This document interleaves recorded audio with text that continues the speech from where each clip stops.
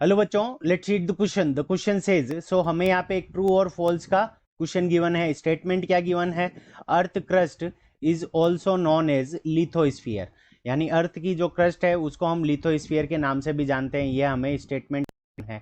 सो हमें ये बताना है कि ये स्टेटमेंट करेक्ट है या इनकरेक्ट है। सो इस क्वेश्चन को करने के लिए हम क्या करेंगे? की कॉन्सेप्ट अप्लाई करेंगे। सो की कॉन्सेप्ट, अब की कॉन्सेप्ट के अंदर हम सबसे पहले देखेंगे कि अर्थ की क्रस्ट क्या होती है। क्रस्ट ऑफ अर्थ, ठीक है बच्चों। सो क्रस्ट ऑफ अर्थ हमारी क्या होती है? आउटर आउटर या फिर आउटर या फिर अपर पार्ट, अपर आउटर या फिर अपर पार्ट ऑफ अर्थ।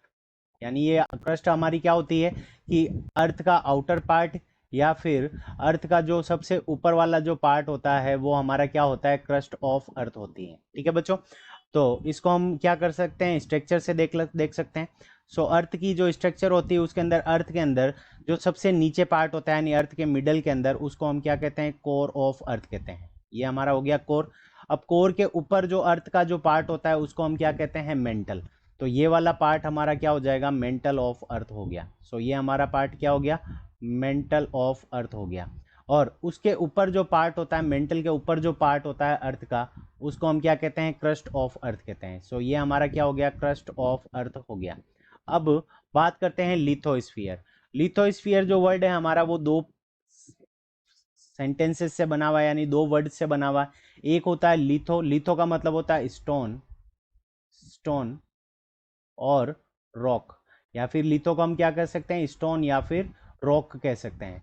तो अर्थ की जो क्रस्ट होती है और अर्थ के मेंटल का जो ऊपर वाला पार्ट होता है, मेंटल का थोड़ा सा ऊपर वाला पार्ट और अर्थ की जो क्रस्ट होती है, इन दोनों को मिलाकर यहाँ पे क्या होते हैं? रॉक्स और स्टोन्स होते हैं। इसलिए इस पार्ट को हम क्या कहते हैं? लिथोस्फीयर भी कहते हैं। सो इस पार्ट को हम क्या कहेंगे?